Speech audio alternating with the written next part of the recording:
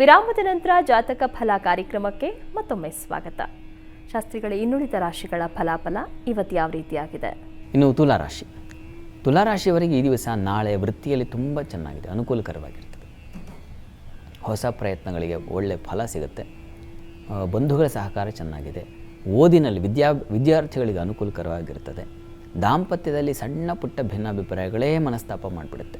ಸಣ್ಣ ವಿಚಾರ ಏನು ಇಷ್ಟ ಆಯ್ತಲ್ಲ, ಇಷ್ಟು ದೊಡ್ಡದಾಯ್ತಲ್ಲ ಅಂತ ಅನಿಸುತ್ತೆ. ಸಮಾಧಾನ ಇರಲಿ. ಈ ದಿವಸ ಲಕ್ಷ್ಮೀನಾರಾಯಣರ ಪ್ರಾರ್ಥನೆ ಮಾಡ್ಕೊಳ್ಳಿ, ಅನುಕೂಲ ಆಗುತ್ತೆ. ಇನ್ನು ವೃಶ್ಚಿಕ ರಾಶಿಯವರಿಗೆ ದಿವಸ ದೇವತಾ ಪೂಜೆ ಪುನಸ್ಕಾರಗಳು. ಈ ದಿವಸ ನಾಳೆ ಬರೀ ಇದೇ ಓಡಾಟ. ಆ ದೇವಸ್ಥಾನಕ್ಕೆ ಹೋಗು, ಈ ದೇವಸ್ಥಾನಕ್ಕೆ ಹೋಗು, ಅಥವಾ ಇನ್ನೇನೋ ಒಂದು ಪೂಜಾ ಕಾರ್ಯ ಹೇಳಿದ್ದಾರೆ, ಇದರಲ್ಲಿ ಭಾಗಿಯಾಗೋದು. ಮಾಘ ಮಾಸ ಬೇರೆ, ಒಳ್ಳೊಳ್ಳೆ ಉತ್ಸವಗಳು, ಜಾತ್ರಾ ಉತ್ಸವ ಇಂಥದ್ದೆಲ್ಲ ನಡೀತಾ ಇರುತ್ತೆ. ಅಲ್ಲೆಲ್ಲ ಹೋಗಿ ಬರತಕ್ಕಂಥ ಒಂದು ಸಾಧ್ಯತೆ ಇದೆ. ಇನ್ನು ವೃತ್ತಿಯಲ್ಲಿ ಅನುಕೂಲ ಇದೆ, ಮನಸ್ಸಿಗೆ ಸಮಾಧಾನವೂ ಇದೆ, ಆತಂಕ ಬೇಡ. ಈ ದಿವಸ ಸಾಲ ಬಾಧೆ ಆಗಬಹುದು, ಸ್ವಲ್ಪ ಹುಷಾರಾಗಿರಿ. ನರಸಿಂಹ ಪ್ರಾರ್ಥನೆ ಅದು ತುಂಬ ಸಹಾಯವಾಗುತ್ತೆ. ನರಸಿಂಹ ಸನ್ನಿಧಾನದಲ್ಲಿ ತುಳಸಿ ಅರ್ಚನೆ ಮಾಡಿಸಿ. ಇನ್ನು ಧನುರಾಶಿಯವರಿಗೆ ದಿವಸ ವೃತ್ತಿಯಲ್ಲಿ ಹೆಚ್ಚಿನ ಅನುಕೂಲ ಇದೆ. ವಾಗ್ಬಲ ಚೆನ್ನಾಗಿರ್ತದೆ. ಕಲಾವಿದರಿಗೆ ಚೆನ್ನಾಗಿದೆ. ಪ್ಯಾರಾಮೆಡಿಕಲ್ ಕ್ಷೇತ್ರಗಳಲ್ಲಿ ಕೆಲಸ ಮಾಡೋರಿಗೆ, ಔಷಧ ಕ್ಷೇತ್ರಗಳಲ್ಲಿರೋರಿಗೆ, ಪೊಲೀಸ್ ಡಿಪಾರ್ಟ್ಮೆಂಟಲ್ಲಿರೋರಿಗೆ ತುಂಬ ಚೆನ್ನಾಗಿದೆ. ನಿಮ್ಮ ಬುದ್ಧಿಸ್ಥಾನ ಅಲ್ಲಿ ಮಾಂದ್ಯವುದಿಯಾಗಿದೆ, ಹೀಗಾಗಿ ಬುದ್ಧಿ ಸ್ವಲ್ಪ ವ್ಯತ್ಯಾಸ ಆಗಬಹುದು. ಚೆನ್ನಾಗಿ ಯೋಚನೆ ಮಾಡೋದು, ಒಳ್ಳೆ ನಿರ್ಧಾರ ತಗೋ, ಬುದ್ಧಿವಂತ ಯಾಕೆ ಹಿಂಗೆ ಮಾಡಿಕೊಂಡ ಅಂತ ಅನಿಸುತ್ತೆ. ಅಂಥದ್ದೊಂದು ತೊಡಕು ಉಂಟಾಗುತ್ತೆ.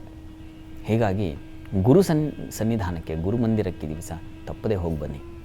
ಅಲ್ಲಿ ಒಂದು ಕಡಲೆ ಹಾಗೂ ಬೆಲ್ಲದಿಂದ ಮಾಡ್ತಕ್ಕಂಥ ಹಯಗ್ರೀವ ಪ್ರಸಾದ ನೈವೇದ್ಯ ಮಾಡಿಸಿ, ಪ್ರಸಾದ ತಗೊಳ್ಳಿ, ಅನುಕೂಲ ಆಗುತ್ತೆ. ಇನ್ನು ಮಕರ ರಾಶಿಯವರಿಗೆ ದಿವಸ ವೃತ್ತಿಯಲ್ಲಿ ಹೆಚ್ಚಿನ ಅನುಕೂಲ ಚೆನ್ನಾಗಿದೆ. ವ್ಯಾಪಾರಿಗಳಿಗೆ ಅನುಕೂಲಕರವಾಗಿದೆ. ದಾಂಪತ್ಯದಲ್ಲಿ ಸಮಾಧಾನ ಸೌಖ್ಯತೆಗಳನ್ನು ಕಾಣಬಹುದು. ಮನಸ್ಸು ನಿರಾಳವಾಗುತ್ತೆ. ಪ್ರಯಾಣದಲ್ಲಿ ಸ್ವಲ್ಪ ತೊಂದರೆ ಇದೆ, ಹುಷಾರಾಗಿ ಓಡಾಡಿ. ಬೆಟ್ಟ ಗುಡ್ಡ ಪ್ರದೇಶಗಳಲ್ಲಿ ಇರ್ತಕ್ಕಂಥವರು ಅಥವಾ ಹಳ್ಳಿಗಳಲ್ಲಾದರೆ ಈ ಸಾಕು ಪ್ರಾಣಿಗಳಿರ್ತಾವಲ್ಲ, ಅವುಗಳನ್ನು ಅಕಸ್ಮಾತ್ ಕುರಿ ಅಥವಾ ಕೋಳಿ ಇಂತಹ ಒಂದು ವೃತ್ತಿ ಕೆಲಸದಲ್ಲಿ ಕೆಲಸ ಮಾಡ್ತಾ ಇರ್ತಾರಲ್ಲ, ಅಂಥವರಿಗೆ ಸ್ವಲ್ಪ ಪರಿಶ್ರಮ ಇದೆ. ವಿಷಜಂತುಗಳ ಭಯ ಸೂಚಿಸ್ತಾ ಇದೆ, ಹುಷಾರು. ಈ ದಿವಸ ಸುಬ್ರಹ್ಮಣ್ಯ ಪ್ರಾರ್ಥನೆ ಮಾಡಿಕೊಳ್ಳಿ. ಇನ್ನು ಕುಂಭರಾಶಿಯವರಿಗೆ ದಿವಸ ವೃತ್ತಿಯಲ್ಲಿ ತುಂಬ ಅನುಕೂಲಕರವಾಗಿದೆ. ವ್ಯಾಪಾರಿಗಳಿಗೂ ಹೆಚ್ಚಿನ ಸೌಖ್ಯತೆ, ಅನುಕೂಲ ಕಾಣಲಿಕ್ಕೆ ಅವಕಾಶ ಇದೆ. ಸ್ವಲ್ಪ ಗಂಟಲು ಬಾಧೆ ಸೂಚಿಸ್ತಾ ಇದೆ, ಹುಷಾರಾಗಿರಿ. ಸಹೋದರಲ್ಲಿ ಮನಸ್ತಾಪಗಳು ಉಂಟಾಗೋ ಸಾಧ್ಯತೆ ಇದೆ.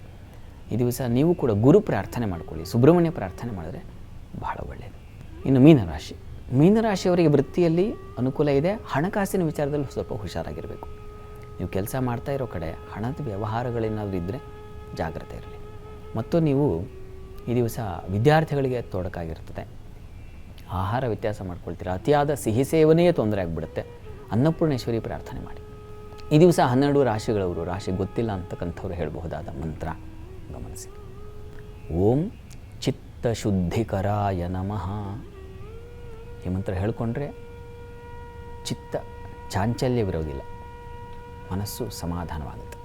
ಸರಿ ಶಾಸ್ತ್ರಿಗಳೇ, ಇವತ್ತಿನ ಸಂಚಿಕೆಯಲ್ಲಿ ಈ ದಿನದ ವಿಶೇಷತೆ ಜೊತೆಗೆ 12 ರಾಶಿಗಳ ಫಲಾಫಲದ ಬಗ್ಗೆ ತಿಳಿಸ್ಕೊಟ್ರಿ.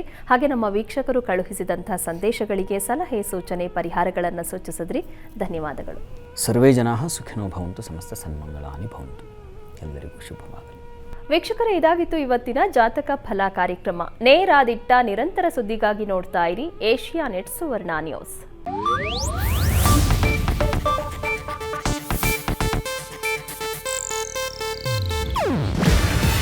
ಇದು ಏಷ್ಯಾನೆಟ್ ನ್ಯೂಸ್ ನೆಟ್ವರ್ಕ್ ಪ್ರಸ್ತುತಿ. ನೀವು ನೋಡ್ತಿದ್ದೀರಾ ಏಷ್ಯಾನೆಟ್ ಸುವರ್ಣ ನ್ಯೂಸ್.